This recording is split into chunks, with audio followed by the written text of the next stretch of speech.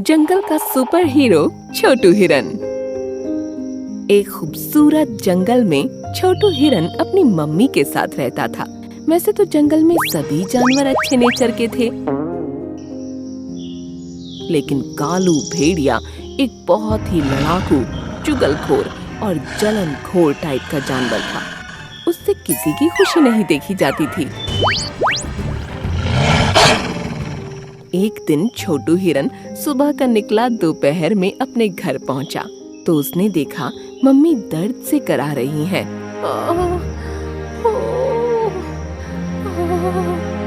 अरे बाप रे! अरे मम्मी, क्या हुआ? आपकी टांग में चोट कैसे लगी? छोटू बेटा, मैं आज सुबह के टाइम जंगल में खाने की तलाश में थी। अचानक शेर खान की आवाज आई तो मैं डरकर झाड़ियों में जा छिपी। झाड़ियां बहुत ही सूखी थीं, मैं उनमें फंस गई। हाय, जब खुद को निकालना चाहा तो एक सूखी झाड़ी मेरे पैर में लग गई। ओए, गहरी चोट आ गई। बड़ी मुश्किल से घर तक तो पहुंच गई, लेकिन अब दर्द बर्दाश्त नहीं हो रहा। सुनकर छोटू हिरन परेशान हो गया। मम्मी, तो ये चोट अब कैसे ठीक होगी? क्या कोई दवा नहीं है? हाय, हाँ दवा तो है, लेकिन हम उसको ला नहीं सकते। आप ऐसा क्यों कह रही हैं मम्मी? काली पहाड़ी पर उगने वाला नीला गुलाब ही इस तरह की चोट के दर्द को खत्म कर सकता है, लेकिन आखिर वहाँ जाएगा कौन? उस पहाड़ी पर चढ़ना नामुमकिन है और उड़ने वाले पंछियों से हमारी कोई जान पहचान भी नहीं जो कोई हमारे लिए वहाँ जाए। लेकिन मम्मी, मैं आपको ऐसे दर्द में तड़पते नहीं देख सकता। मैं किसी पक्षी से बात करता हूँ, शायद कोई जाने को तैयार हो जाए। नहीं बेटा, तुम कहीं मत जाओ।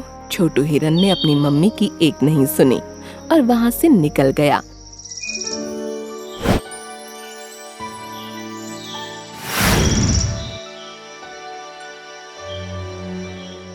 उसने जंगल के कई पक्षियों से बात की, लेकिन कोई भी काली पहाड़ी पर जाने की हिम्मत नहीं कर रहा था। आखिरकार वो निराश होकर खुद ही उस रास्ते पर निकल पड़ा। काफी देर बाद उसने देखा कि एक परी नीले फूल के पौधे के पास खड़ी उनकी खुशबू ले रही है। वाह, कितनी प्यारी खुशबू है। क्या यह वही नीला गुलाब है जिससे गहरी चोट का दर्द खत्म हो जाता है? अरे, तुम यहाँ? आप मुझसे डरिए नहीं, मैं जानता हूँ कि आप परी हो। आपके बारे में कहानियों में बहुत सुना है।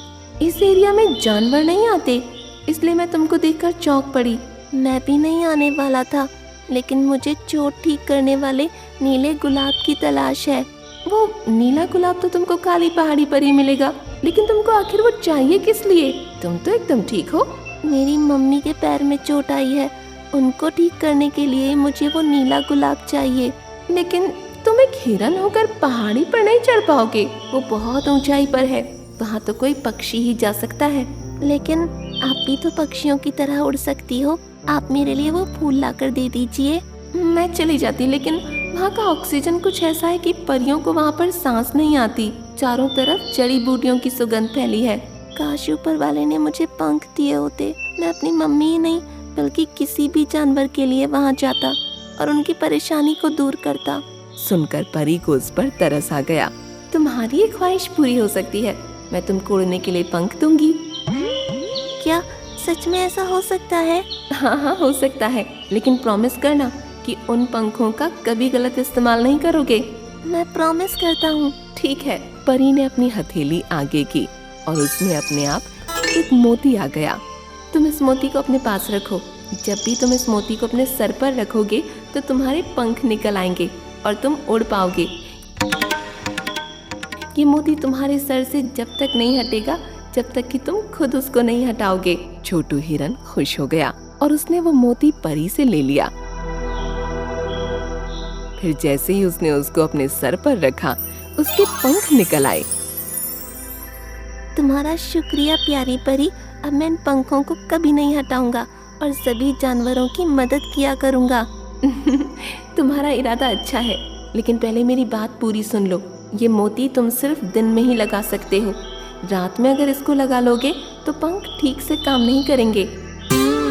तुमको अपनी मर्जी से कहीं भी उड़ा कर ले जाएंगे और अपने आप काम करना भी बंद कर सकते हैं, जिससे तुम धड़ाम से जमीन पर आ गिरोगे। ओह, ये बात है। ठीक है, मैं ध्यान रखूंगा। लेकिन अभी तो दिन है और मेरी मम्मी बहुत बीमार है। मैं जा सकता हूँ? हाँ हाँ, जल्दी से जाओ और अपनी मम्मी को ठीक करो। शुक्रिया, मैं आपसे दोबारा जरूर मिलूंगा।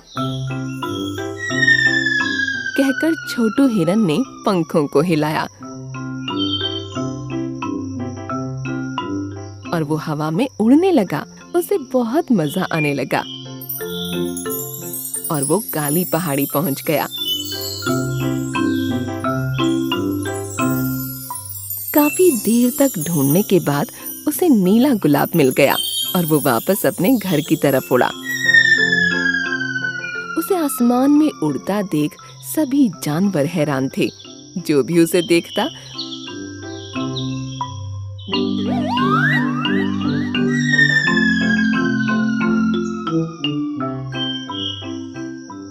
उसके पीछे भागने लगता।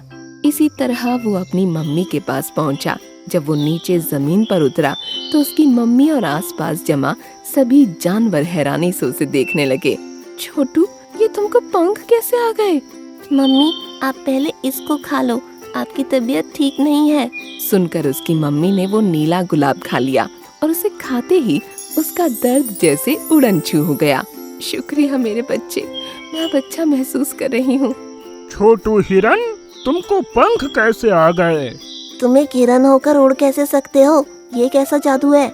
उनकी बात सुनकर छोटू हिरन ने उन्हें सब कुछ बता दिया।